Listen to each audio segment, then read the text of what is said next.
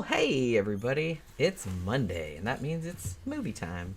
Like Yep. it always is on Monday. And this one here, Xánada sent us this, Yep, so sir. thank you again very much, Xánada, because Xánada is here. yeah, it's called Come and See. It's a Russian movie, Soviet movie actually, Yeah. from around 1985. 85, yeah. 85, yeah, with kind of like an all nobody cast that became stars after they were in the movie. Well, not really. Kinda, but The main guy, I think, became an actor, but not until like 15 years after this movie came right, out. yeah, But when he was in this, he was a kid, and he had no acting experience whatsoever, which you would absolutely not know when you were watching this, because the kid in this is amazing. yeah. And it's a war story, war movie based upon some real life actual events, and it's happening in Belarus on the Eastern Front. A bunch of villagers who are in partisan units, which are kind of like defense militia, probably a good way to put them, and they're trying to defend the country from the Third Reich, man. Fucking the German armies tearing through the fucking place, and in their wake, a bunch of guys are following them, known as Einsatzgruppen, which meant task force or special action group. They weren't soldiers; they were usually recruited from cops or convicts sometimes, and their job was to kill civilians, to depopulate Russia. Yeah. I mean, Man. essentially, that's what their Yep. task was. Yeah, fucking. We want the land, and we don't want the people on it. Yeah, I saw some other movies that were based upon around the meetings that had happened in Germany. What made them decide this? See, the Germans or the National Socialists were allied to the International Socialists, which were the Soviets. They kind of had a lot of in common. National Socialism was kind of like communism with Germanic aspects to it. It was a different interpretation of kind of the same ideas that Marx had come up with. So they had a non-aggression pact between them. And Stalin thought it was going to hold. He really believed old Mustache Man. But Mustache Man decided that all countries were Germany, really. And that Russia was Germany, too. It just had a bunch of people on it he didn't want. So he launched something called Operation Barbarossa, which was a sneak attack on Russia.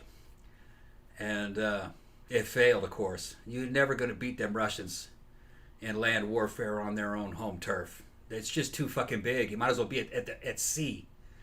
And they had time to regroup and fight them off. The American concept of World War II is kind of a bullshit concept. Well, we didn't enter until later. We didn't come into it later.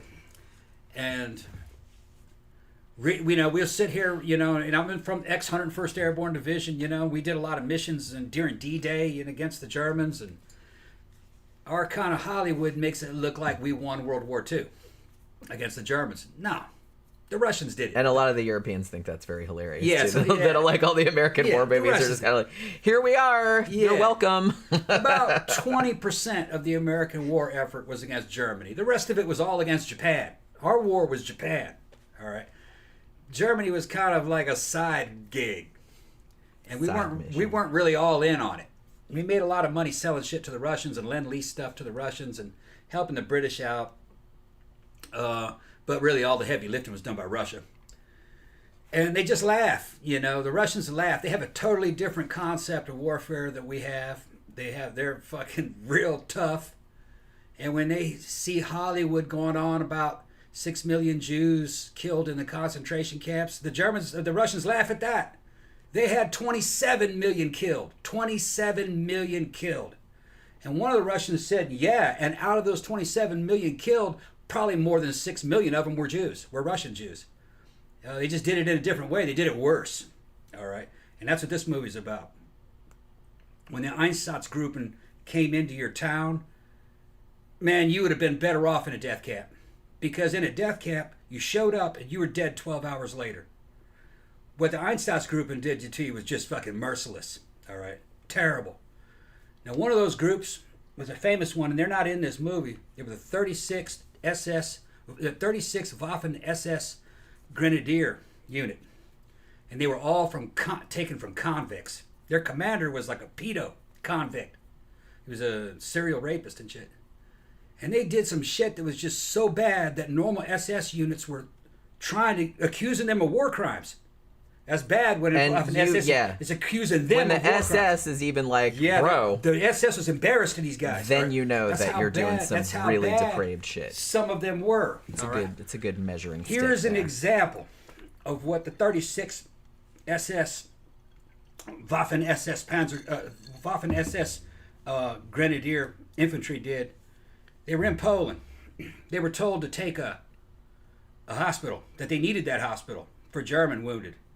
But it had a bunch of people in there that were hurt. Some of them hurt fighting the Germans.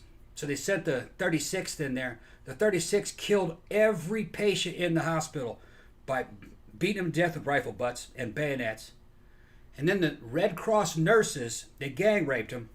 And when they were done with that, they hung them up by their feet and shot them in their bellies. So they died slowly for supposedly helping the enemy. They were just on a murderous, rampaging fucking wave of rape. The 36th was all about that. Because they were all out of prison. And they weren't expected to survive their service anyway. So they really exclusively were set after civilians. They had amazing kill rates and very low casualty rates because they fought unarmed people. They were brutal. They were clearing out what do you call them? Orphanages by going in there and stomping on little kids' heads. All right, boom, while they were alive. They wouldn't waste ammo on them. And that sounds like something out of a horror movie. You say, no way could that happen. An army couldn't do it. Well, it wasn't the German army.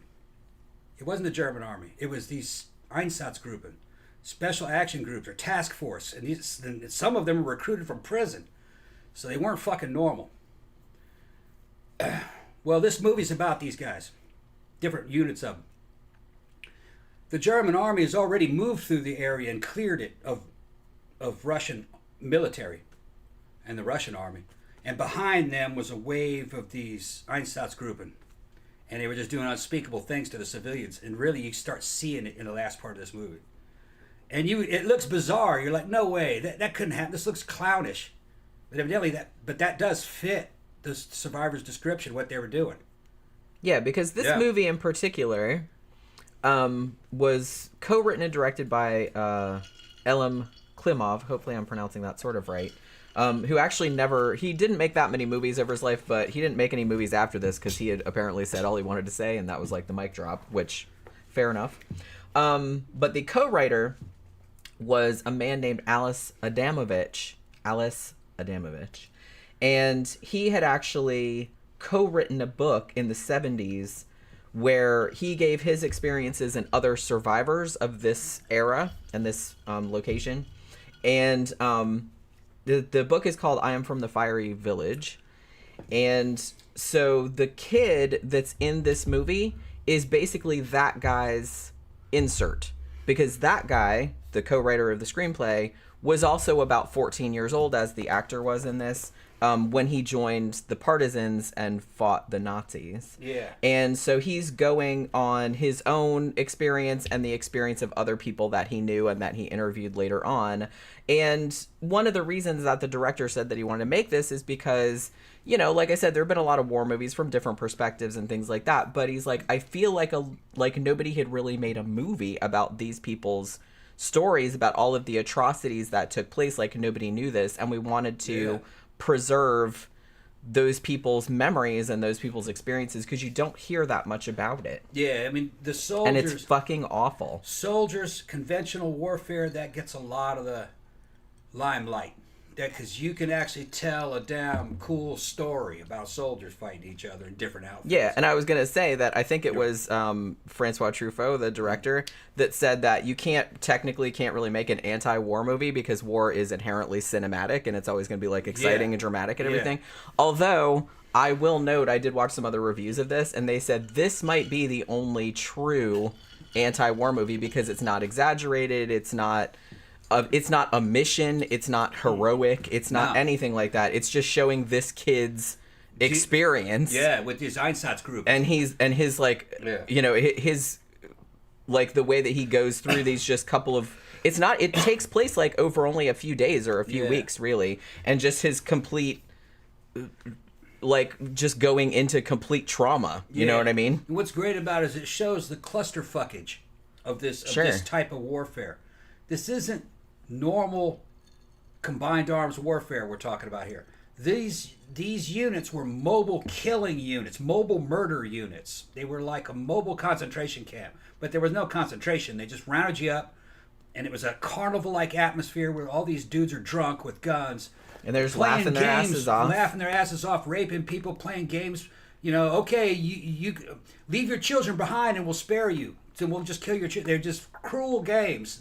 And really they have, and then they're playing these big loudspeakers. Hey, if you're any good, you have your papers together, we're going to rescue you and bring you back to Germany for safety and living in a civilized country and shit. They had no intention of doing that shit. They were killing people. It was just, basically it was kind of like Mars Attack, where, stop, we're your friends. You know what I mean? Where the fucking aliens are with the loudspeakers saying, we're your friends, you know? Yeah, that's what they were doing. And it was just, and then there was this weird aspects of, in that German special action group were also Russians, and I guess Ukrainians. Some of them were anti-communists who were helping them. Other ones were just kind of like these clownish-ass Russian guys who wanted to just betray Russia. So there was this, or wanted to get their let their ass not get killed, or something. Siding with them to keep from getting killed. You know, so there's all this kind of like ambiguity about the honesty of everybody on every side, because even the Germans that are doing all the killing sometimes don't really seem to be too honest about it. You know, they're throwing up while they're doing it. You know, that kind of shit. Some of them, which all matches with the actual facts. A lot of those guys that were in Einsatzgruppens were killing themselves, too. They'd be in the middle of slaughtering a bunch of civilians, you know, shooting women in the back of the head and shit, and then one of them guy would just, out of the blue, just blow his own head off. Just out of the blue, just start glitching out. So even the dudes that were doing this were upset by it. You know what I mean? Well, that's something at least. Yeah, well, they had guys trying to wound themselves, so they had to get out of the duty. There was a lot of... That was really why the death camps were invented, because you could get that done in a death camp. You couldn't. These mobile killing units didn't actually work. There were too many psychological casualties. Yeah, well, like I said, it's kind of like, I don't know. I'm kind of two minds about this, because I think one thing that this movie does really well at depicting is kind of like, on the one hand, under the wrong circumstances, could anyone do the shit that the Nazis did in this movie? I don't know if anyone could, but I kind of feel like most people could, given the right, like I said, or the wrong circumstances. There's a lot of hatred. And enough time to kind of propagandize them into it, to dehumanize the other people, which they absolutely did. Yeah.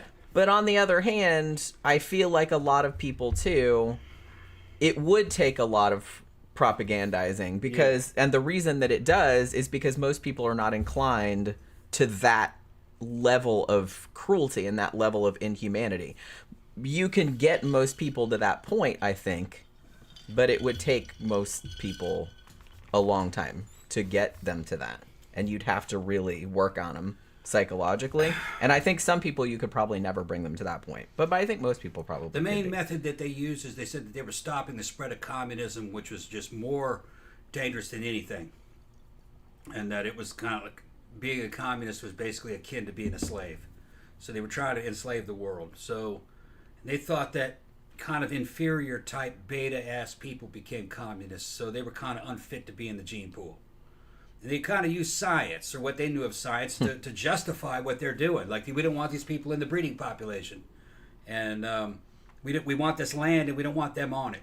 But at the same time, they were taking people who were Germanic looking and sending them back to Germany. Because there were Germans and Germanic people, especially in places like Ukraine. Ukraine joined up and helped the Nazis. What's his name? Bandera. I think his name was, what was his name? Joseph Bandera, I think what his name was. And he was kind of like a little mini Hitler. And to this day, all those guys in the Azov battalion who were just fighting the Russians a minute ago, we were supporting them. Nazis. Different. That's a neo-Nazi, not quite the same as the old Nazi, but Nazis nonetheless. So And a lot of shit happened in Ukraine, kind of like it was even worse in this movie, where they were boiling people alive. Their version of a concentration camps were so bad that the guys that ran the German concentration camps went to go see it, and they said, we got to stop this. This is making us look bad. They were killing people in a carnival-like atmosphere. They were cutting little girls. That one German guy who was an officer who oversaw concentration camps and death camps was going to one of these Ukraine death camps, and come walking down the road was a 14-year-old girl with both of her arms cut off at the elbow, with, he said, a spike shoved through her pelvis, nailed through her pelvis, and her eyes torn out. And she was walking. That's what they did to her in there. It didn't necessarily kill you. They'd maim you and let you go. Just, they had these special pots that they could put a lid on. It was like bars, and they'd fill it up with water and boil you alive. If you were Jewish, and they'd make Jew soap, they'd sell it. They were fucking brutal, man.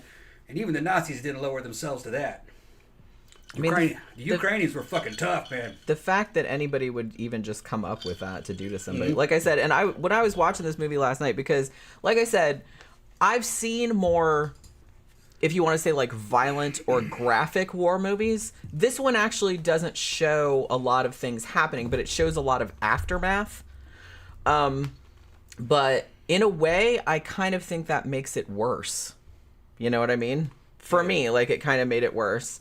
And I was thinking to myself while I was watching this movie, because this is one of those movies that is going to kind of make you think about humanity as a whole.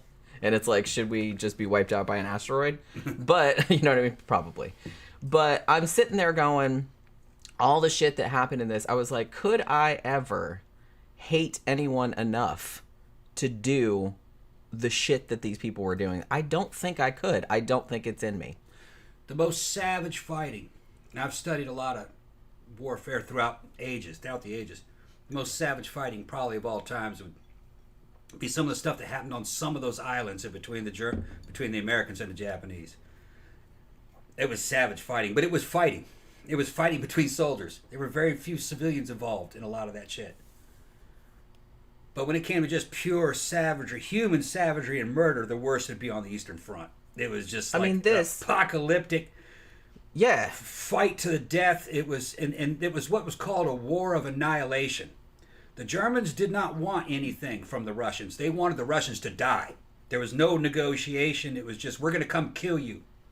And your civilians. The civilians were expressly targeted because they were taking up room.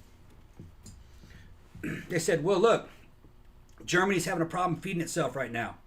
Russia has never been able to feed itself very well. So if we annex Russia, Germany will never be able to feed Russia. So we have to depopulate Russia. That's what we have to do. That's what we're trying to do. That's what they came. That was their solution. So the army just kind of fought through the civilians, fought past them. They killed some of them, but they mostly were just chasing the Soviet army. And then behind them were these Einsatz group and just murdering civilians.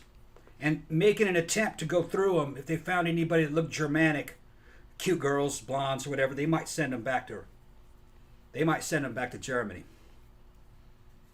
They would take little children back to Germany if they were blonde with blue eyes, because they would assume that they were. In some places, they could assume they were Germanic. Yeah, Xánada is saying the kid is shell-shocked halfway through the movie. He's just a passive observer. Yeah. It's like the movie is beautiful. I've watched it 4 times. Yeah, the cinematography in this is gorgeous. I've actually seen it compared to Stanley Kubrick, just in the way that he does a lot of those one-point perspective kind of close-up shots of people looking directly into the camera, like for particular... Like, he does a lot of that, but I kind of feel like he does a lot of really good use of, like, Steadicam and stuff, too. It really... Yeah. The movie's, like, really immersive. Yeah. It kind of makes you feel like you're in it. That's who she's talking about? He's a 14-year-old boy. Alexei Kravchenko was the actor's name. He had never been in a movie before this, and he was 14. And by the time this movie's at its edge, he looks like he's about 50 years old. He looks like an old man. Which is fucked up, because what they did...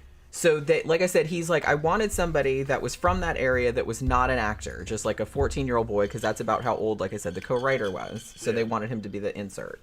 So they get this kid. They were kind of worried that all the stuff they were going to put him through in the movie was going to, like, fuck him up, like, psychologically. Could they shoot at him with guns, for real guns? Yeah, they used live ammo for this, too. It was a hardcore movie. They shoot a damn cow, and I said, man, that was live ammo.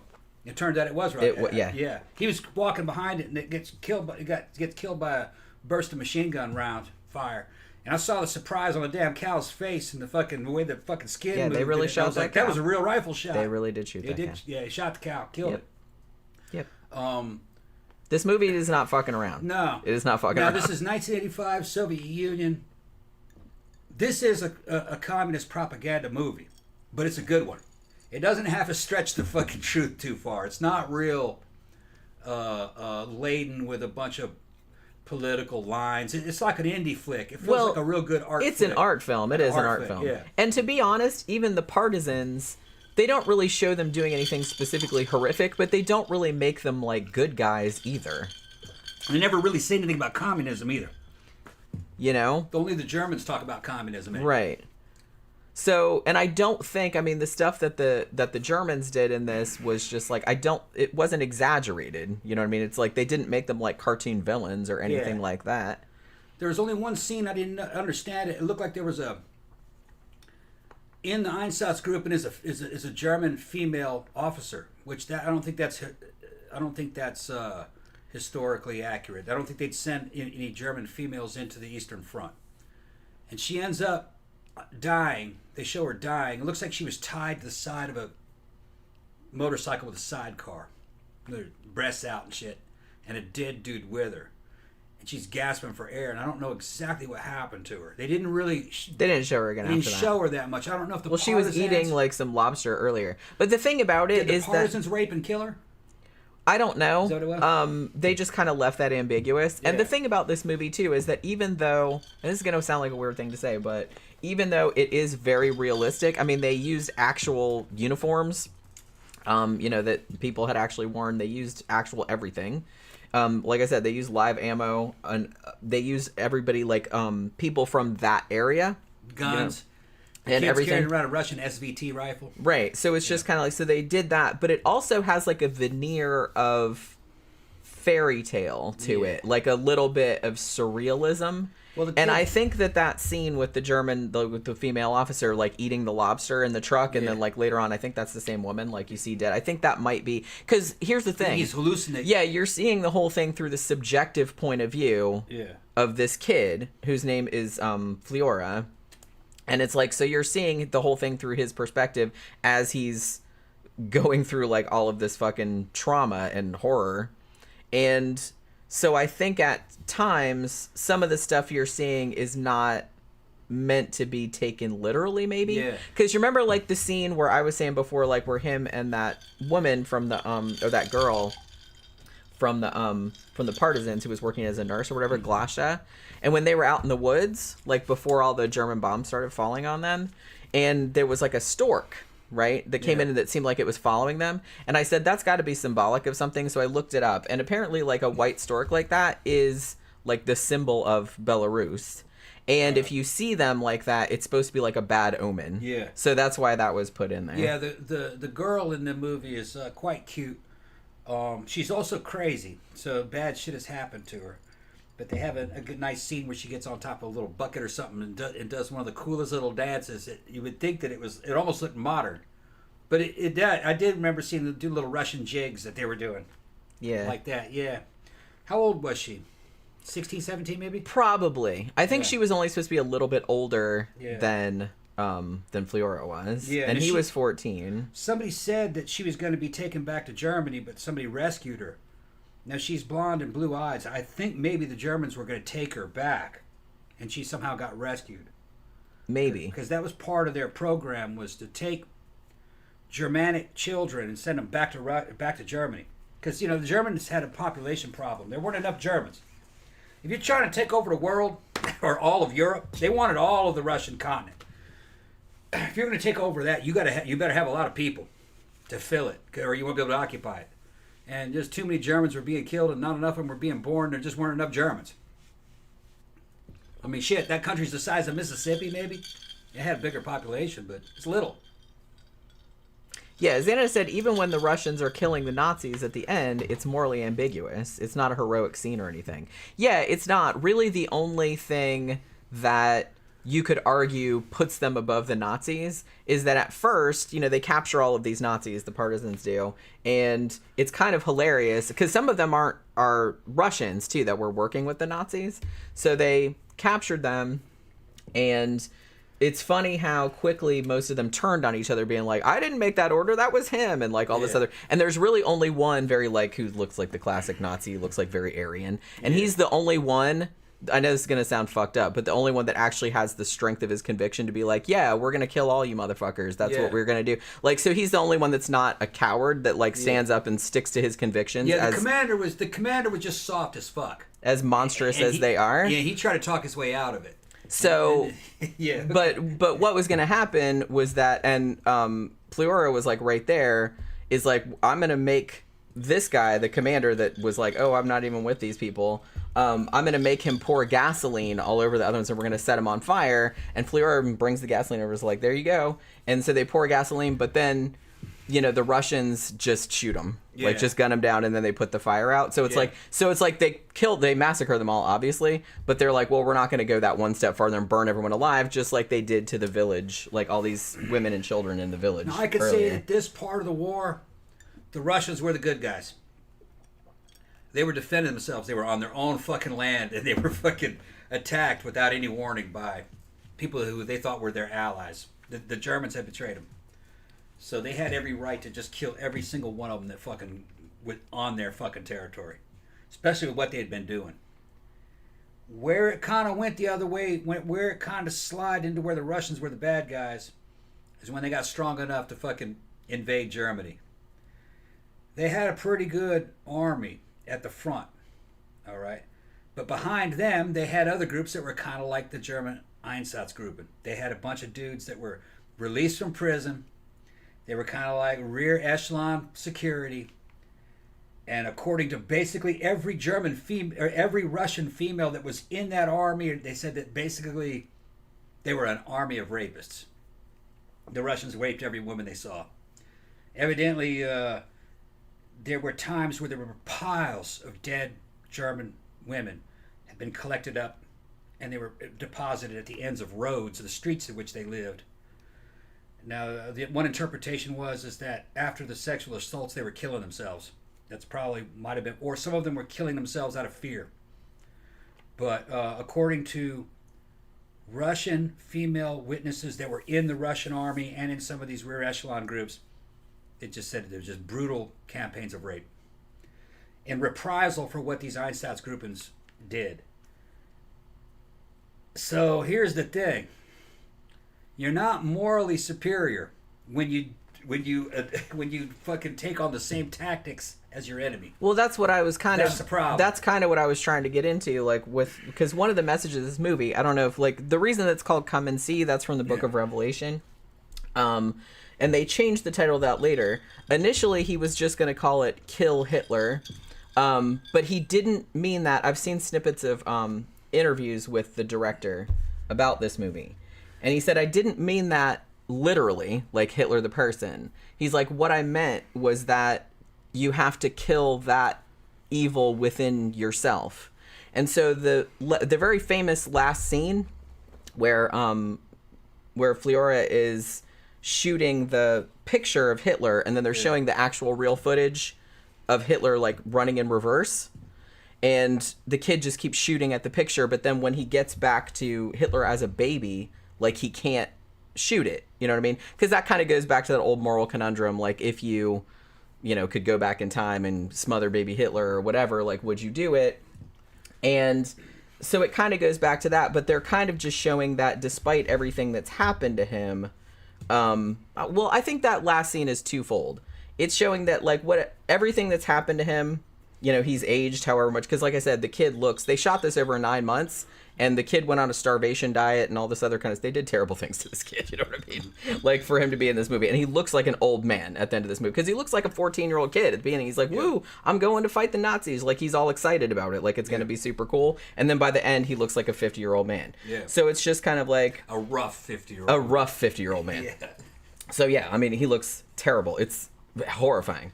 But yeah, so but the last scene, meaning, well, he at least has enough of his humanity that he couldn't kill a baby, unlike the Nazis who do that in this movie. But I think it also goes to show, like, by showing the stuff in reverse, that it's like you can't, as much as you might want to reverse history, or you can't do it. Like, you can't unfuck what's already fucked. Yeah. Although he did lose his empathy even for the Russian girl that he had a crush on. That wasn't the same girl. Oh, wasn't the same girl? No, that wasn't the same girl. No, that wasn't Glasha. Okay. That was the girl that, you remember when the Nazis were burning the barn with all those people in it? Yeah. And that girl that woman that they dragged out by her hair? Yeah. And then they threw her in the back of a truck to get gang raped. That was the truck girl. Okay. That was that woman. Oh, okay. All right. That was that girl. So that's so that wasn't Glasha. You didn't see Glasha again after. Okay, I got you. I thought it was Glasha. No, you're just led to assume that she was still with the surviving villagers. So she had to go through that in order to survive. And I mean, that fucking scene with him like looking at her, and she walks up with that whistle in her mouth. Yeah, yeah. And it's just like blood running down the inside of her legs and shit like that. Because you'd seen her screaming and being hauled into this truck with all of these. Didn't they kill her baby? What? No, they threw the baby back in. They chucked the baby back into the barn. Yeah, that's right. Yeah. And then they burned everyone alive. Okay, what we're talking about is that say what's happening in the movie. We haven't even said what happened in the movie. One of their main things, the easiest way they found, the most cost-effective way to wipe out a town, is that once you got the people together that you wanted to kill, you ran them into a church or a large building, and then you locked them in there. Then they played games with them sometimes over times, but then eventually you set the building on fire. And then you machine gun anybody that jumps out. But just kind of like I read before, they weren't real strict on the people that they would let go. They would let some people go. If they just didn't feel like killing them, or maybe something about them, the Germans were just like, no, we're going to let this one go. Maybe she was a cute girl. Let's just use her up and we'll let her go. You know. They might do that too. It's like what they did to that one woman. But they killed her baby too. Yeah, they chucked her baby back. So if they did the... something real heinous to you, sometimes they just let you go. Because maybe they thought it was funnier, like, to let you live with the shit. There was. Because that's horrible. I also remember seeing old stories of girls being captured by Germans, and the Germans just let them go. Said, you better go down and hide. They did that too. Some dude, you know what I mean? Just as long as they didn't, nobody saw them do that. You know what I mean? Because there was peer pressure going on in those units. So the horror of this angle of tribal warfare is how random and unpredictable it is. It's basically a carnival of carnage has rolled into your town. That's what's happening. And I think that this movie does a really good job of portraying that. And they may or may not kill you. They're probably going to kill you. Yeah. Xánada said there's a famous double focus shot at the end. Jenny probably knows what it's called. Yeah, it's called, oh shit, I just knew it, and I had it on the tip of my tongue, but then I forgot what it was. Some kind of like a lens. I know how they do it. It's like a lens that's split in the middle, and it's basically what is it called? Diopter, something like that. But it's just like it's a shot where the thing in the foreground and the thing in the background are both in focus at the same time. There's a couple famous shots in this movie that have that, and one of them has the girl that got gang raped like in the extreme foreground, and then you see Fleora like in the background, and they're both in focus at the same time. There's a couple famous shots in this that have that thing. Yeah, split diopter. So I kind of sort of got it right. Yeah, I figured Zach would know what it was, but yeah, so. I mean, okay, so like for a brief plot rundown of this, if you haven't seen it, like I said, this isn't the most, because somebody said earlier, like Hollywood would never make this, because I do kind of feel like a lot of American war films, like I said, even if they have tragedy and they're graphic and everything like that, like Saving Private Ryan or Schindler's List or something like that, which are, you know, really good movies, but there's always this kind of, there's always kind of like a mission, you know, that they're kind of going toward, like a 3-act structure type of thing. And there's also like an underlying heroism. It seems like a lot less morally ambiguous. Like I said, this one is not like a traditional war movie in the sense that you're not really seeing big battle scenes or you're not really seeing anything like that. You're just seeing everything from the point of view of this 14-year-old kid who at the beginning decides he wants to join the partisans because like I said, thinks it's going to be a big adventure because he's 14 years old and he doesn't know any better. And then like as the time goes on, like he actually gets more and more shell shocked and like dehumanized by all of the stuff that he sees occurring. Like, you know, his family gets killed and all this other kind of shit, and it's just kind of by the end there's almost like nothing left. Like the way he's looking into the camera, like he's almost like not in there anymore, you know? And you know that he's just like never going to be the same because of all of the shit. He's and got like PTSD. He's been rewired by all this. And like I said, honestly, this kid, the fact that he was not an actor and he was only 14, the kid's facial expressions in this are fucking horrifying. Yeah. I have never seen anything like it. Now, this movie is a work of art.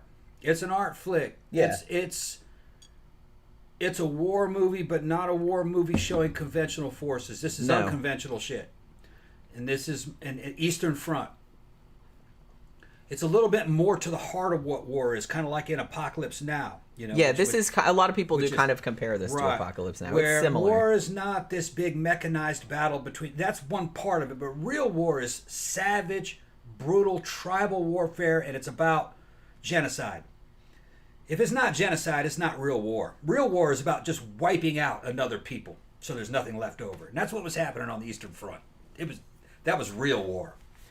No quarter given. Civilians targeted, children and women targeted. Yeah, they hated each other. This may well be a bunch of headhunters or back in caveman days. You know what I mean? That's what they were doing. Yeah, I mean, like I said, the brutality of what you're seeing, and in some ways, even though they don't show a lot of the stuff except in the aftermath, in some ways that kind of makes it worse because you're kind of just like left to imagine like that's what happened. Like Xánada said at the end, he walks away with the partisans, which is meant to tell you his story is just one story of many. Yeah, and it also, you know, serves to tell you, because after the whole, like, you know, iconic shooting at the picture of Hitler thing, like, there's another little coda where he runs back and gets back in with the partisans, and it just goes to show it's like, well, all of this happened, but the war's not over. It kept going. It's just one of the different layers of war. The conventional guys got their tanks and their vehicles and their Hollywood war, they're fighting that. The civilians and all the special operation guys are fucking hanging each other with piano wire, methodically raping fucking the enemy females and fucking killing their children and burning them in fucking bad shit. Like something out of damn Rwanda. Like a damn tribal African warfare where you're killing people you kind of know, or you're sitting right there in front of them. You know what I mean? And killing their whole families. That's what real war is. Horrible. And I could not imagine like doing that to anybody. But like I said, I don't think I could hate anybody True hatred. To do and, that. And even America doesn't know anything like that. We've never had a real warfare on our own soil. Even the American Civil War wasn't that bad. There was some of that going on, but it wasn't really widespread. The Eastern Front was fucking widespread, and that was genocide.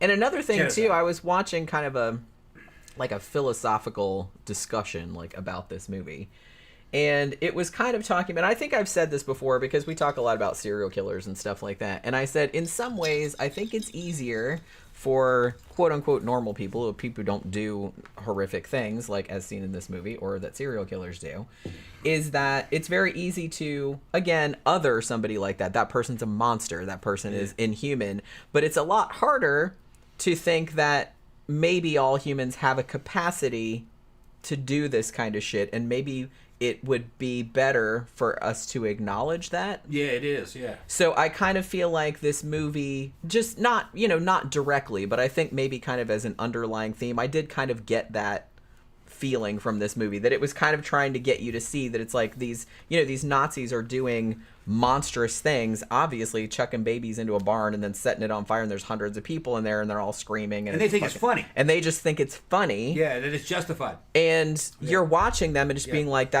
you're a monster, you're like not a human, but they are human beings, and a lot of them were just regular ass people. So I kind of feel like I really feel like it behooves us to maybe confront the fact that most people have that capacity in them, and that acknowledging that is maybe the first step to combating that. Most of the Einsatzgruppen were recruited from German police, regular local cops, city cops. And then a lot of them were also kind of like desk cops that were in just typed up reports and shit. And they ended up going into those units thinking that it was a good way out of the war. You know what I mean? Well, at least I'm not going to be, getting shot at. I'm going to be doing the rear echelon shit. They had no idea that this is what it was. That it was to depopulate Russia. Yeah. They didn't really volunteer for it. But a lot of them got them into it. I mean, a lot of them went along with it. They got them into it. Yeah. So. Yeah. So, under the right circumstances, now, Germany came out of a lot of poverty and a damn near a civil war between between communists and National Socialists inside Germany. They had a lot of hatred and resentment built up on them against a bunch of different people. So I guess it was just lashing out. That's why I want to see this new A24 movie that's going to be coming out called Civil War. In the trailer, they got an American soldier saying, "Oh, you're an American? Well, what kind of American are you?" That's kind of similar to what was going on. And these were all Europeans. But what kind of European were you? And you had Germans going through there saying there's only going to be certain kinds of Europeans. And damn. Which, like I said, I'm pretty chill with anybody as long as they don't fuck Yeah. with me, you know what I mean? They had enough, man. They were sick of this shit. Fucking, we're going to, this is, in their minds, they are fully justified that they have the power of life and death over civilians from another country because they're just sick of you. I can't even remember who it was that said it, but I mean, and I see this a lot because it's like they often give it as advice to writers, particularly if you're writing horror or sci-fi or something like that. They're just like, keep in mind to write a good villain that a villain is always the hero in their own story. Yeah. And that's probably true of most human villains also. Yeah. Thank you very much. Murder Hornet has rejoined the YouTube membership program. There you go. Thank you very much. He's showing us them flashbulbs. Yeah, you can't do what the Germans were doing unless you think you're right.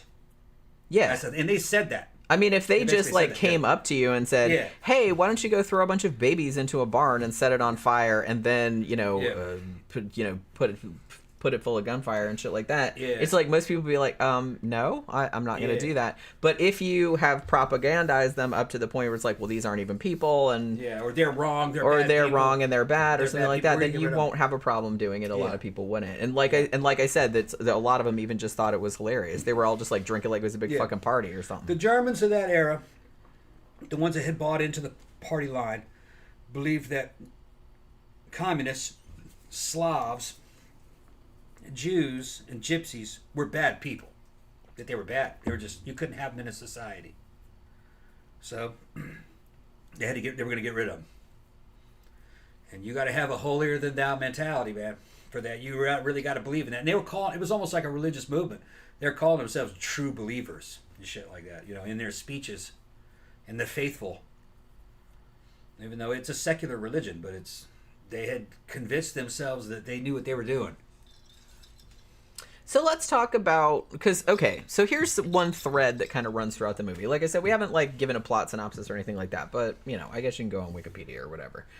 But at the very beginning of the movie, the very opening scene of the movie, matter of fact, has Fleora and his younger friend digging on the beach looking for weapons because they are excited and they want to go join the partisans, right?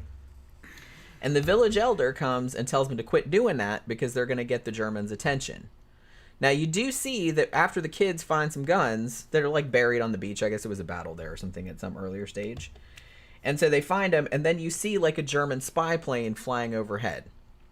Now, later on in the movie, after Fleora, goes back to his village and finds that his mother and his twin sisters, or his two little sisters, have been killed, have been slaughtered, and he goes to find the surviving villagers, and the village elder has been covered in gasoline and set on fire, but he is still alive, barely.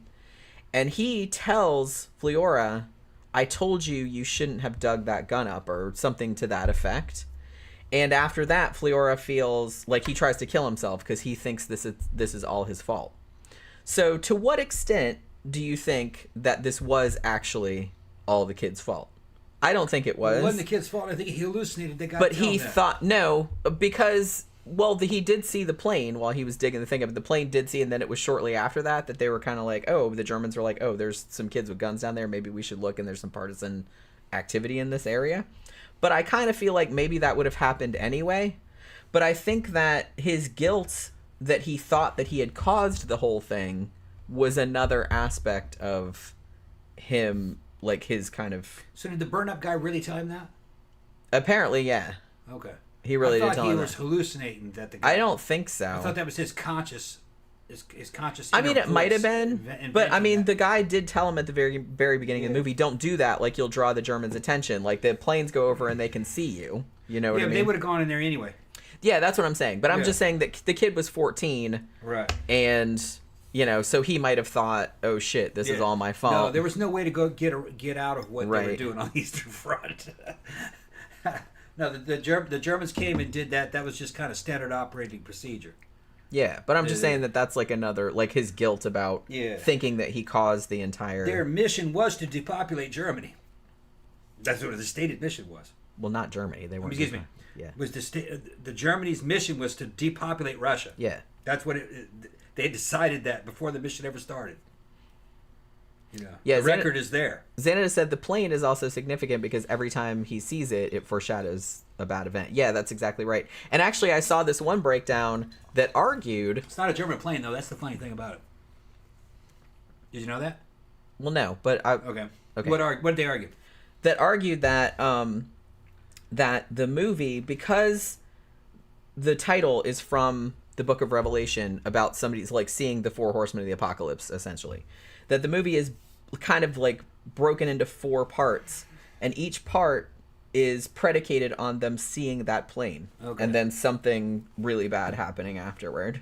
Okay, in the movie, the plane looks like a model plane, and it looks like a model of a P-38 Lightning, which is an American plane, not German. I think the Russians just used that plane because they had a model of it, and it did kind of look German.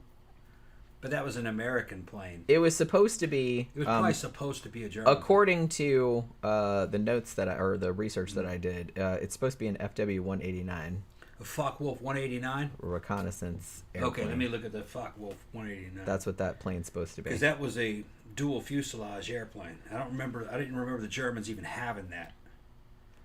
Yeah, Xánada said this movie is just fucking awesome. I love that it was in Russian, but it's super easy to follow. Yeah, I mean, it really is. It's not difficult to follow at all. Like I said, it does have a slight, like, fairy tale veneer. I don't want to go too far in that direction because it is, like, super realistic. But it does have a little bit of surrealism. It's just in the sense that you're seeing things subjectively from the point of view of a 14-year-old kid who might or might not have a real good handle on stuff. Okay, yeah, it's a Focke-Wulf 189. Yeah. And it looks just like a P-38 Lightning. Yeah, that's it. It looked like a P-38 Lightning. I didn't know the Germans had that. Like I said, it would surprise me if they had fucked that up because I thought they fucked that up. Everything about this was very, very accurate. Yeah, that's what the silhouette looked like. They were showing it from the bottom up, and I was like, man, that's a P-38 Lightning. Okay, no, there was a reconnaissance plane they had. Okay, I didn't know about that one. Yeah. Focke-Wulf 189. Yeah. Okay. Yeah, that's it. That's it.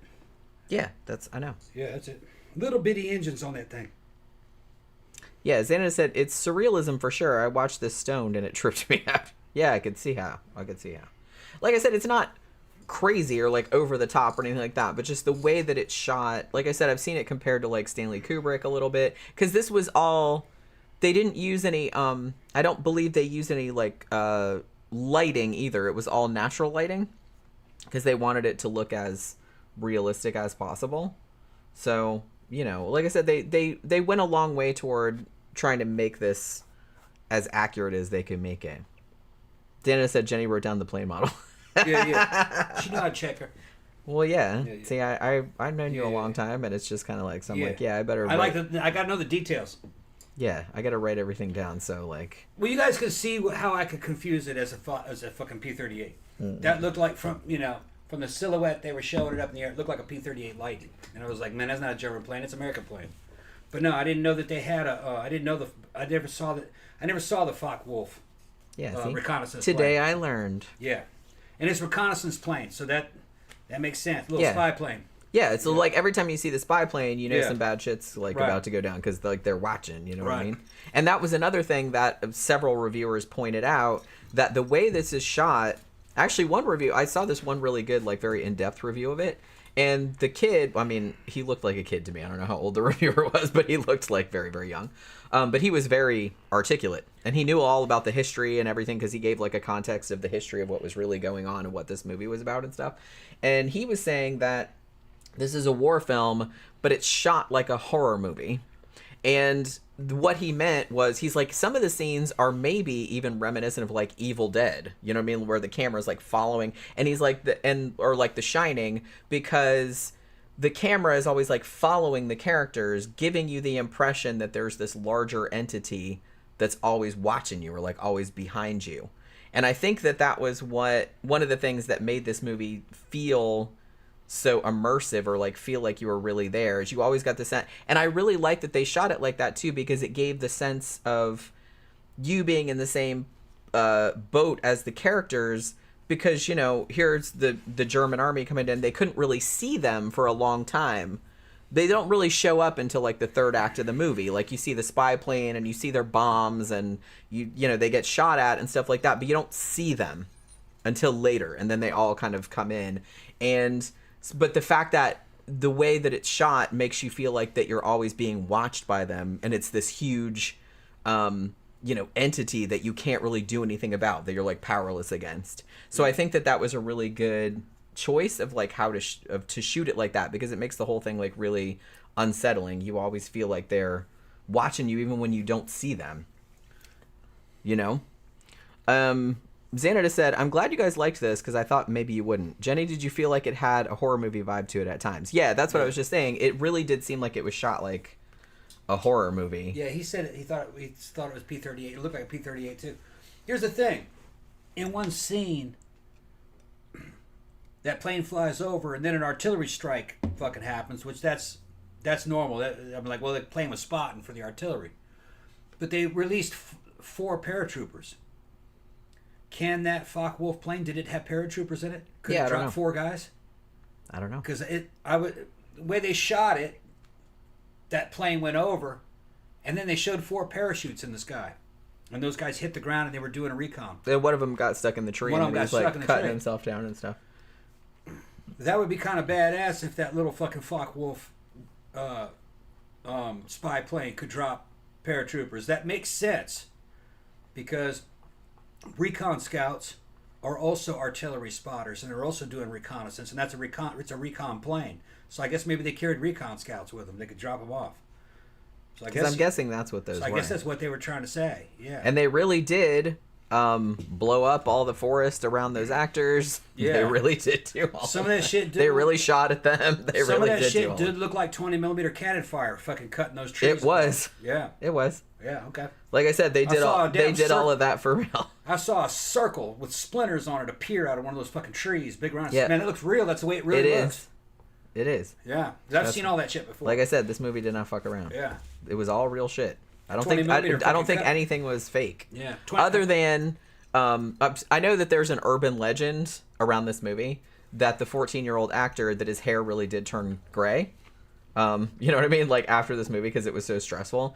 That is actually not quite true.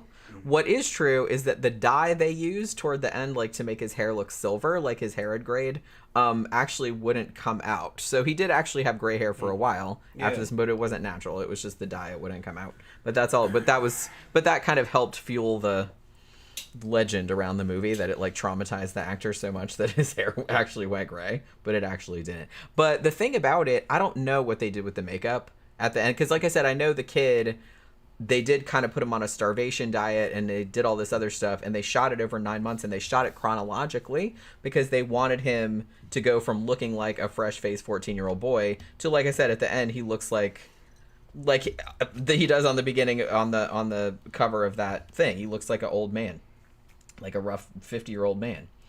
And so I don't know how much that was makeup, but it doesn't look like makeup, I'm gonna say. I mean, he looks like absolute hell at the end of this movie, and I think that's one of the things that makes it that much more devastating, because it doesn't look fake. It's a great flick. I recommend it. If you like Apocalypse Now, you'd like this. It's a Soviet war it's a Soviet kind of war propaganda type movie that is kind of like an art film and like a low budget Apocalypse Now. And just because it's low budget doesn't mean it's not any good. It's just that they're working with a smaller budget, but it's effective, real effective. And everything in they're really killing animals. Is real. They really shot that cow. Well, they really cut a cow's head off in fucking... That's what I was going to say. Apocalypse Now, they really did cut that cow's head off. You can get away with it if it's food animals, and as long as it's fucking kind of done in a certain way, even though I don't think you could shoot a cow in an American film. I do not think that would be allowed nowadays. Yeah, I don't think it'd be not allowed, not nowadays. And I'm pretty sure they shot a horse, because I saw in the distance a bunch of destroyed vehicles. Oh, right, yeah, I remember that. And a horse having spasms with the back legs, and I'm from the horse industry, and that looked like death throes. It did, yeah. Of an animal. And that wasn't even like in the main foreground. No, that was just kind of like I said, like an aftermath kind of shot. And I was like, man, they shot a horse. Yeah.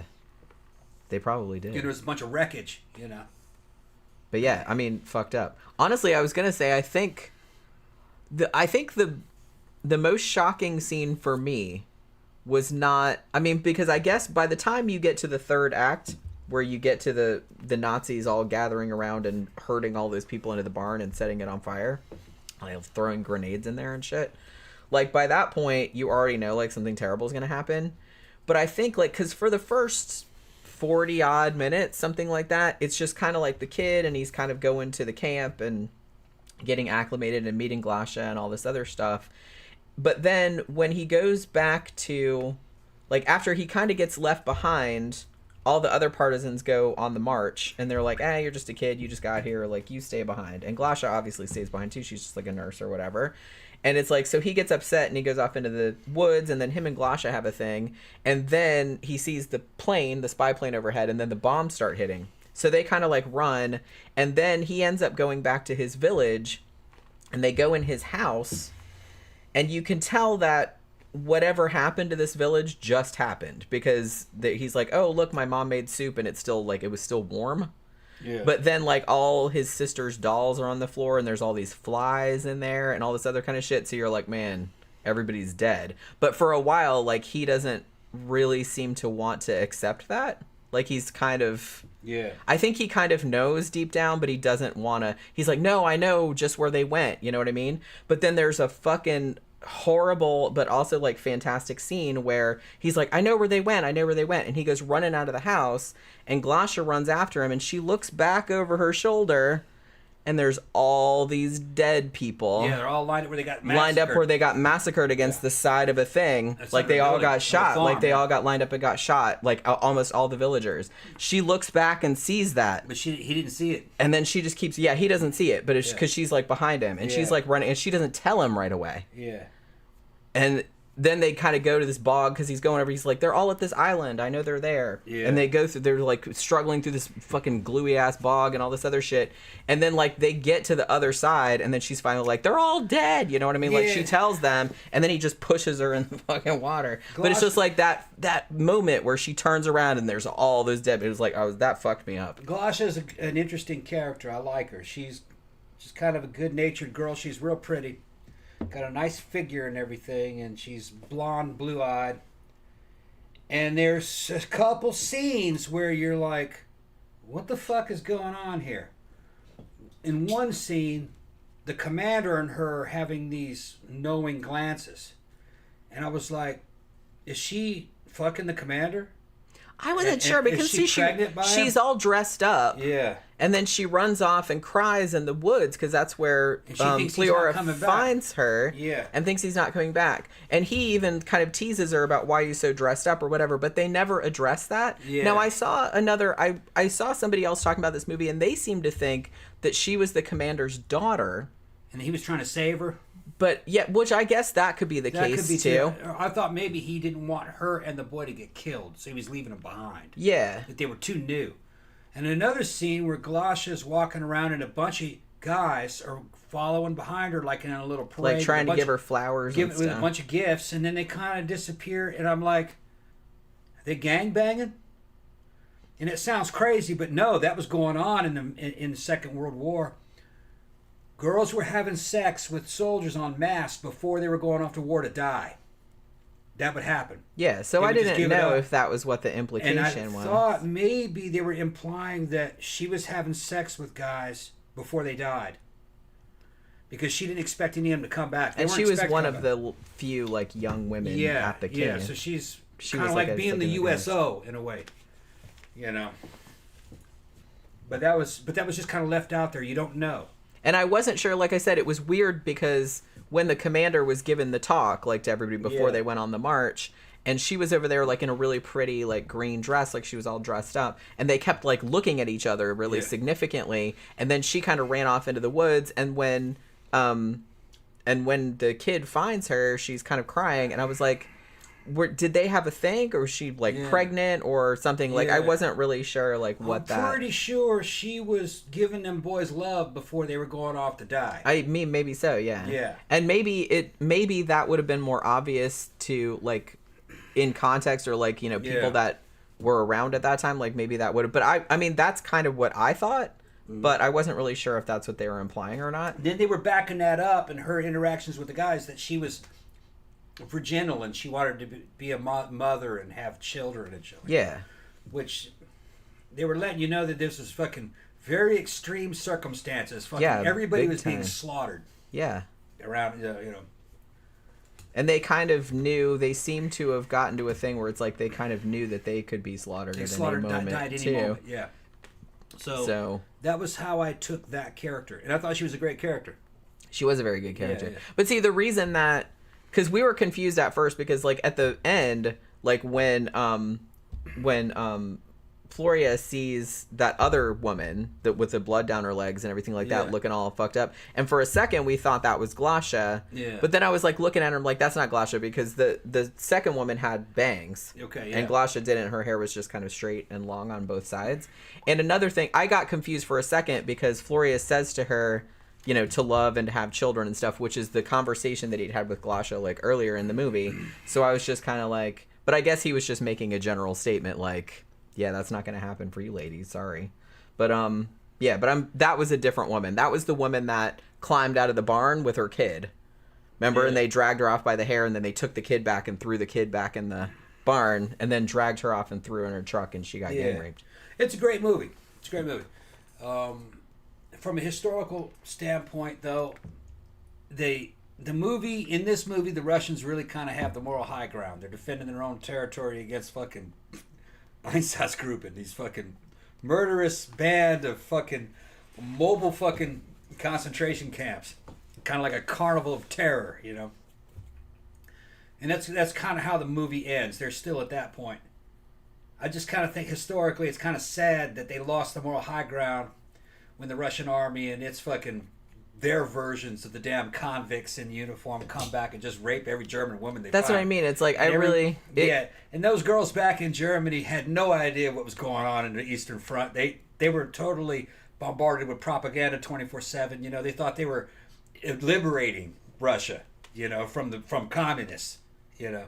So they're just normal girls. They don't know what the hell's going on. The thing about it is that you can't, yes, war is hell and everything like that, but it's just kind of like, I really don't think that you can, it doesn't really help anyone or humanity in general if you're just going to do the same shit that your enemy was doing to you. Yeah. I understand the compulsion to do that. Yeah. I do. I understand that. Like, if somebody did some fucked up shit like that to me, I would absolutely be like, I'm going to do the same to you, but worse. You know what I mean? But you really have to fight that impulse. I don't think I could do it, and I'm ex-soldier, ex-infantry.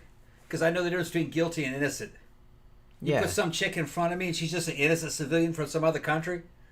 How can I hold her responsible for something her man did? That's what I mean. It's like, you can't. What the fuck does that person know about it? Yeah. Because, like I said, I can put myself in other shoes. It's like, look, if I lived in a war-torn country or something like that, and I was just some random-ass person, I didn't know shit about shit, I wasn't on anyone's side, and I didn't like it, and then suddenly, like, all these people came in here and grabbed me and started doing all this, to, like, blaming me for shit. I didn't do anything. Yeah. The ultimate power play would be to pull out a fucking video and think, this is what your men did to my women. And just show her that. Yeah. And I'm not going to do that to you, though.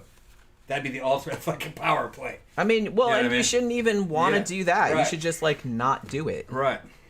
Because why do you want to, like, sink to their level? That's who you were fighting against. That was the whole point of you fighting against them, because you didn't like that they were doing that. Don't do the same shit as they were doing. Jesus Christ. That should be, like, pretty obvious, I would think. But I guess not. But I do understand the compunction to get revenge. I would want to get revenge on the men. But only the men that were guilty. And like I said, and the thing about it, like, look, if you got like the scene with, where they captured the Germans. Yeah. But they knew that those Germans were there. They were responsible for that shit. Yeah. So I didn't really feel bad. It's like, don't set them on fire. That's a little excessive, because that's what they did to you. Yeah, probably. And they won't learn. So it's like, what's the point? It's not like they're going to be like, oh no, I'm so sorry. No, they're not. They did that shit, but you know what I mean? But I understand that they just, like, gunned them down because they're like, fuck those people. But those people were there. They saw them. Yeah. You know what I mean? So it's not like they were punishing innocent people for shit that those assholes did. Yeah. You know what I mean? I could never do that. Like, why would you? Yeah. Just do it. Like I said, that's what makes you a monster. But you're still a human, though. Like I said, that's what we were talking about earlier. You go see, and he hadn't seen this movie, but it reminds him of Empire of the Sun. That's a great movie. We should do that one, too. The closest thing I can compare this to... I have seen this compared to Empire of the Sun, too. One thing I can compare this to is be Apocalypse Now. This is kind of... I don't want to say it's similar, but it's... Russian Apocalypse Now. It's in the same ballpark as Apocalypse Now. And it's partisan warfare, not conventional warfare, partisan warfare, which is militias, civilian militias, against damn criminal German units. Yeah. It's a good story. Yeah. Winterfell Forever said, I don't think the Germans thought they were actually doing God's work. Why the secrecy then? Yeah, I think they knew what they were doing was bad. And there's a reason they built the death camps to isolate the murders in the SS administration, because mass slaughter was actually bad for morale. Okay, now I can tell you why. Because there's speeches that have survived of why they were doing it. They said that what was required was basically no man could really do this. All right, and the German public can't know about this, that they're not strong enough. All right, so all this stuff had to be done in secret. So no, I'm not saying that they thought it was right. No, they thought it was right, but they also thought that that the public was too weak in the knees to get it done. Yeah, there's like, well, this has to be done, and we have to, like, step up and do it. Right. Now, their experience with these ISATs grouping is that there were too many psychological... Now, this is what they said. There's all these psychological casualties because deep down, the German is a good man. He's not really for this. We have to get the right people to do this. And the right people to do it, when these camps were, was convicts, they were called capos, which were German psychopath criminals, other Jewish prisoners, because you could say, if you work in this camp, we will put you into this fucking oven last. You know what I mean? We work for us. Well, they would do that sometimes. They would they would set them against each other. They would give some of them like special privileges, like, we won't do all this horrible shit to you. We'll give you better food and all this other stuff if you help us. And some people did. And some people said no. But then they had certain aspects of SS security, which were the security guards for the camps, but they put the very low echelon dudes in charge of securing the camps. Because they were going to kill them too. They were going to erase the existence of those camps. And those German security guards in the SS that were securing those camps, they were going to die. They were eventually going to kill them. They were going to try to hide it. They were going to try to hide it from everyone. Yeah. And they weren't in Germany. They were in Poland, the death camps. Yeah. Now, Auschwitz and some of the other ones, they considered them, the German civilians considered them to be terrorist camps. That's where you put terrorists and political prisoners. And it was more of them than there were Jews in Auschwitz. There were Jews in Auschwitz, but it was more also just political prisoners. And they killed them, but they killed them in different ways. starved them, and worked them to death. But that was towards the end when most of Germany wasn't eating anyway. The death camp system was outside of Germany. Yeah. And it's because the Einsatzgruppen were a failure, basically. And then he started thinking in other ways. Mustache Man wrote a whole fucking little book on it right before, a little letter on it before he killed himself in the bunker. He said what we should have done was use armies of lawyers, weaponized corporations, and used our basically weaponized medical system to do this by sterilizing them and euthanasia. People forget that the first victims of the Third Reich were Germans in the medical system. People that had, mentally, anybody who was living a life unworthy of life, what they called it. In other words, somebody who didn't have a future. People that had Down syndrome, mental problems. They euthanized them and then told the family that they had mysterious heart failure or kidney failure. They'd lie to them about what did it. And it was really because they couldn't afford to take care of wounded people. They wanted to divert all that money to a war effort that was coming. But no dead wood. No dead wood. People that were unhealthy, that would have no chance of getting any better, they put them under. Euthanasia. Like I said, I kind of feel like I can understand if people might not want to watch this movie. Because it's not a pleasant watch. I said to Tom, I was like, I've been wanting to see this for a really long time. But I was like, I'm going to need a drink because this is going to be a real bummer. Which it is. It's a very disturbing movie. And like I said, it's not disturbing in the way that it's like super graphic. You don't really see a lot of people's limbs getting blown off or anything like that, like you would see in kind of like a bigger epic war movie, like, Saving Private Ryan or whatever. But in a way, the more intimate nature of it, because it was set, it was basically from one kid's point of view and it was just like his subjective experience. I think that made it more disturbing to me because it was more visceral. It was more one person's experience, that you were seeing everything through their eyes, and the way the movie is shot makes you feel like you're there, like it's happening to you. Like in a way that's not obtrusive, you know what I mean? It really does seem, it's very immersive in that way. So I kind of feel like that's what bothered me. And like I said, that one scene where she turns around and sees all this fucking butt, that fucked me up, because I think I said Jesus Christ like out loud, you know what I mean? Like the first time, because that was kind of the first. Everything before that had kind of been implication, but when she just did that and then you just see that and it's just kind of like, that was the first like really horrific thing that you saw, and then shit gets more and more horrific like as the movie goes on, but that's kind of the first thing that you saw like big as life, and it kind of like got to me. And like I said, I think the fact that the kid that's in this was so fucking great, and he doesn't even say that much really. He doesn't have a lot of dialogue.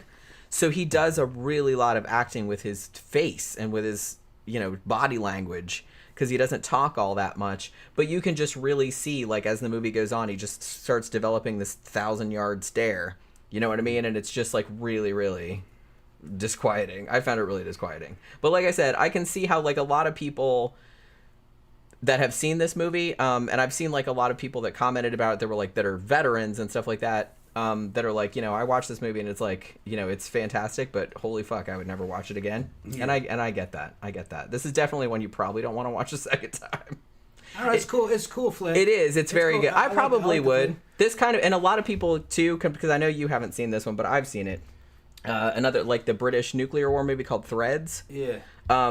Which again, this was on that level for me, like, of disturbing. I mean, that movie is fucked up. It's just a good story about an aspect about World War II that Westerners are not aware of. Partisan warfare, Eastern Front. And that's really where all the people were getting killed. That was 90% of the war. And we were kind of shielded from it. Yeah, it was millions and millions. Because we're focusing on the 101st and the 82nd and fucking Patton and the fucking, what was it, the Third Army or whatever, Patton's Third Army and you know, that was the glorious sounding shit, you know, where tanks are shit. And like I said, I kind of feel like a lot of war movies, especially Hollywood war movies, like some of them do concentrate on the Holocaust and things like that, but it's like a lot of them are concentrating on like battles, so they're concentrating on soldiers and like glory type of stuff. Everyone's got a mission, and it's like there's heroes and villains and people get killed, but it's like it's all inspirational and shit at the end. This is not like that and most at all. war isn't like that. Real war is between civilians and it's murder. This and this movie makes really this movie hits that point like very hard. At the end of Second World War, before Mustache Man puts a bullet in his head, he said that he had wasted all of Germany's money on all those tanks, all those planes and soldiers and fucking Wunderwaffen, you know, these wonder weapons. That was all a waste of time. It was for nothing, and that the German people themselves failed. All right, that they failed him, and that they failed the fucking revolution. And he said what they should have done is, in modern terminology, he said we should have had armies of lawyers, NGOs, weaponized corporations selling dangerous products and entrapping people. And then he said fucking aggressive campaigns for birth control and euthanasia. And what was the other thing? Selective breeding. Nowadays that probably would have been genetic engineering, all right? And that wasn't Mustache Man's ideas. Those are the ideas that came from his his military intelligence and his versions of like the intel community. His versions of the CIA cooked that up. They said that's what they really should have been doing, and then they would have won the war. It would have been cheaper, more effective, and no one would have known that the war was even happening. It would have been totally camouflaged. It just would have taken longer. And I think somebody listened to him, because I see a lot of shit in fucking the world. The CIA is kind of like that, and that's kind of the way they think. The merger of corporations and banks and fucking government and medical and everything. It's all trying to consolidate power, and then they choose what kind of person they're going to make. That's what Mustache Man was talking about. Consolidation of power and making a kind of person that you want, and not creating the ones that you don't want. So, you know, Mustache Man's fantasy. Xánada said there's no audio cues telling you she's about to see the body, so it catches you off guard. Yeah. I forgot to talk, too, about the sound design in this, which is also fantastic. At the beginning, or that's not at the beginning, but, like, at the end of the first act, I guess, like, when all the bombs start hitting the forest where him and Glasha are, he actually gets partially deafened by the bombs, and for the rest of the movie, like, you're kind of hearing things the way he hears them. Like, his hearing improves as the movie goes on, but you constantly hear this, like, high-pitched whine. Yeah, she tells everybody, you hear her saying that he's deaf. Yeah, because because for a while, like, people yell things at him and he can't really hear it. It's garbled. Yeah. So they're putting you in his shoes. Right out of Saving Private Ryan, in a way. So you're hearing that. Well, I kind of feel like Steven Spielberg might have ripped it off. Watched this movie. Yeah. Well, like I said, I feel like this movie, it got a little bit of play, and I think it even got a small theatrical release in the U.S. when it came out. I mean, he had to work for, the director had to work for like 8 years to get past like Soviet censorship to make this movie, because they said it was too realistic. So, but he finally got it made. He finally got it put out, and it did get a brief theatrical release here, I believe, and it did get some kind of play around at the time, like it got some critical accolades and stuff, but really I don't think people started talking about it again until Criterion put out a version, I believe, in 2020. That makes sense, because I've seen a lot of Soviet movies. A lot of them are from like the 60s and shit. Some of the kids movies, was that the Frost guy who they called him Sinbad, but he wasn't Sinbad. He was, remember that shit? There's a Soviet movie thing. They show it to us as kids. They have Soviet movies were fucking... Who, Jack Frost? Jack Frost. Oh, well, that wasn't Jack Frost. It was... I thought you were talking about They were relabeling a Russian character as Sinbad. Oh, yeah. But you look at this motherfucker and you go, that is not a Persian. That's not an Arab or whatever. What is that? You know what I mean? That was a movie that was on Mystery Science Theater. Yeah. It wasn't Jack Frost. What was that called? That was a Russian movie. It was a Russian movie. But this one, oh shit, man, what was the name of it? Russian movies sucked. I've seen it a bunch of times. Russian movies sucked because they could only be two fucking. There could only be two subjects: communism or something traditional. So the traditional shit is really where you wanted to go. The communist shit was mostly bullshit. This is like the best communist movie that I've seen because it turns out he's fighting the communist censors to get it done. Yeah. So it's the less it's not, it doesn't come across as blatant propaganda. Well, Right? it didn't come across like that to me at all, and especially like across. as the more that I researched it, and the fact that the director just wanted to get across the experiences of his co-writer and of the people that lived through it. I guarantee you, the commies of the day wanted it to be propaganda, and he's probably fighting to go. No, I just wanted it to be a war movie about what happened. Yeah, just like I wanted to show what happened. Right. So because people in the world didn't really know about it. Right. So this is a solid flick. It comes across as an independent, low-budget art flick that's well made, but really good special effects because they're real bullets, real fucking shit getting shot.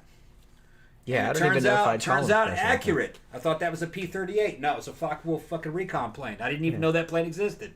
See, there you go. But does it fucking drop 4 paratroopers? Well, I don't know. We're gonna find out. I'm gonna research it later.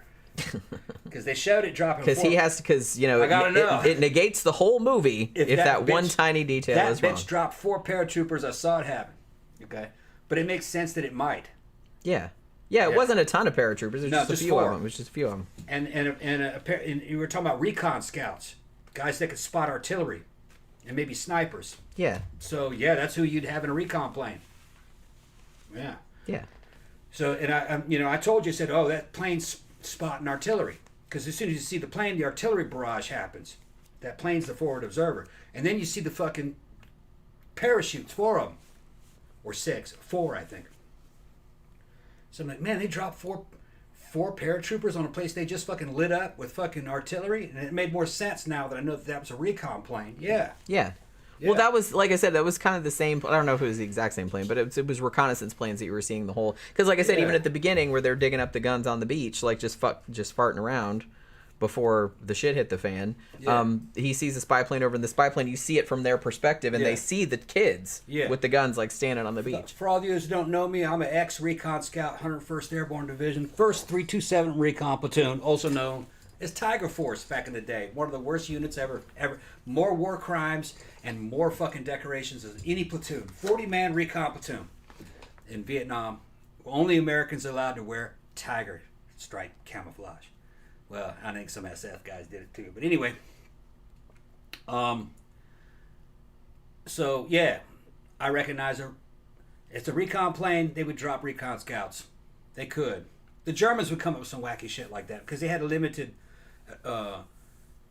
aviation capabilities back then, and they like to want a plane to be able to have multi-roles, so it makes sense that a recon plane could drop snipers and spotters. That might be a good idea back in those days with the technology of the day. But this is a good flick. I mean, it's a classic. Yeah, it's a good flick. I don't know if I'd go, because I have seen a lot of reviewers say everybody should see this, like they should show it in schools and stuff. Maybe, but like I said, I understand if like some people don't want to watch it because it is a huge bummer. But it does kind of make you confront some shit that you would probably not rather confront about human nature. Oracle just jumped in. What's up, Oracle? Hey, Oracle, what's up? Yeah, Caleb Wilson said, fun fact, Come and See is one of the highest rated movies on Letterboxd, along with The Godfather, Parasite, and Across the Spider-Verse. Okay. Yeah, I mean, this has almost universal acclaim, really. Across the Spider-Verse got rated that high? Yeah. Because we saw Into the Spider-Verse. We liked it. Yeah. I haven't seen Across the Spider-Verse yet. That's part 2. I really liked Into the Spider-Verse. Yeah. We saw that in the theater. Good, yeah. I thought it was fantastic. Part 2 must be good. We'll have to see it. Yeah. I've heard it was really good. I want to see Spider-Man Noir. Yeah.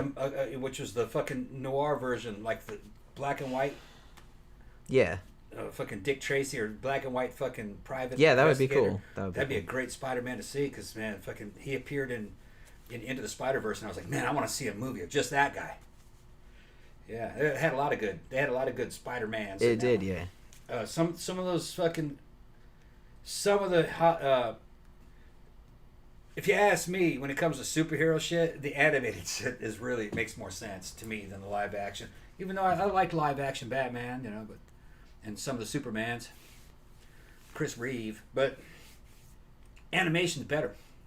Well, you can do a lot more, believable with it, and because it's more fantastical. More fantastical, right? Yeah. Xana said Tom paid way more attention to this movie than I thought he would. Yeah. I figured since there's no battle scenes, he'd be bored of it. No. Yeah, I mean, this is essentially, like I said, it's technically a war movie, but yeah, there's no big battle scenes or anything. It's almost, I want to say it's almost like a coming of age film, but in the most fucked up sense imaginable. How about that? But, and like I said, it's kind of just showing a side of war that they don't usually put in movies because it's not real glorious, for either side involved. So, but in that sense, I think that it's like really important for people to see it. Like, especially if they like war movies or they're interested in World War II, then I think this would be a good one to see. Yeah. And, I feel like it got forgotten for a long time because it came out in the 80s, but Criterion put out, I think it was either 2017 or 2020 that they put out the Criterion edition. It probably says on here. But, and I think that when that happened, like, a lot of people came, because I noticed there was, like, a lot of videos about it and a lot of discussion about it stemming from around that time period. Yeah, the movie like, does when not it came feel out. 1985 at all. No, he was surprised when I told him that it was that old. Yeah, I was like, really? It seems super modern. It does, It looks really good. In a lot of ways, it does seem. It didn't seem like an 80s But it had movie. a lot of old school care. Because they're not... There's a lot of... They're actually shooting cows, all right? Yeah. I saw that fucking bullet go through that cow. That burst of rounds go through it. I was like, that was real. And I saw the expression on the cow's face. I was like, that was real. Yeah. And it turned out she confirmed, like, yeah. Yeah. The cow was like, what the hell happened? You got shot. You got shot, poor cow. Yeah. Yeah, that was kind of sad. It was Russia, bro. They ate it, though, I'm sure. There was a food cow anyway. I hope so. Yeah. You're a food cow. It was a food cow, yeah. Like a food cow.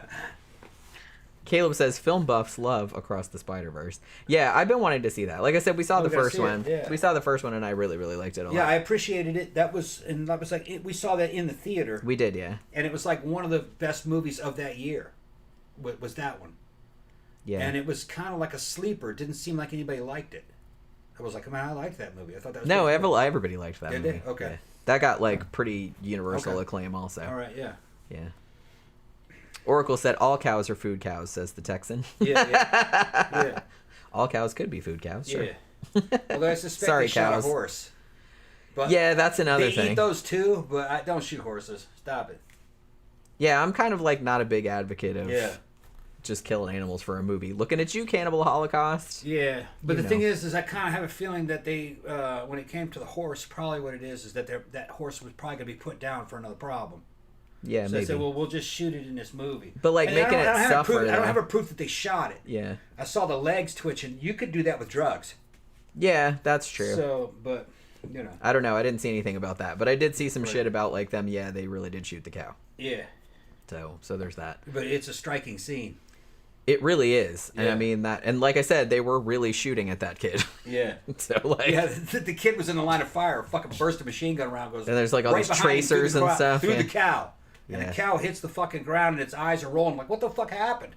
Yeah. Yeah. It's pretty fucked up. Yeah. This is a pretty fucked up movie. Like I Yeah. said, it's not super graphic in the sense of seeing people's limbs being blown off and stuff, but Doesn't need it. it doesn't really need it. Yeah. I mean, to be honest, just the concept behind it and like just you watching it and thinking about it is fucked up enough. You know what I mean? Yeah. Dana said roasted horse is traditional Christmas German dinner. Yeah.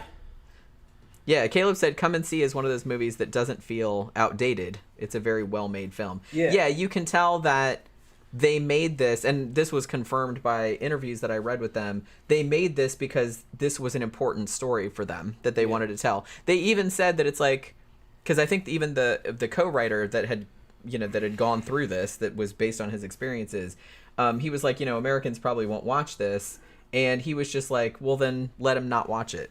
Like Right. we want this to be out there because this happened and we want people to know about it. So if they don't watch it, they don't watch it. Part They of didn't this really movie, care. the reason why it's powerful, it's kind of like a response to Hollywood.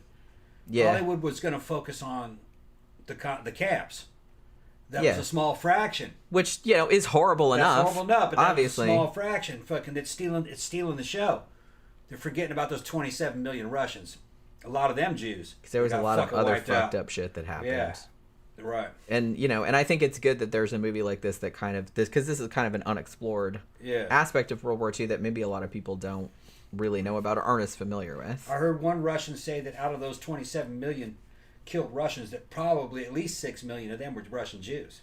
So, you know, well, in this if you want movie, to focus on the Jewish aspect of it, yeah, the Russians got you covered on that too. It could have been probably that or more Russian Jews killed in this fucking by these Einsatzgruppen.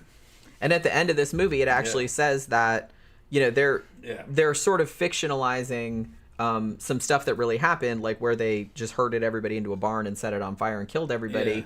Yeah. They said this happened at 628 villages in Belarus that they know of.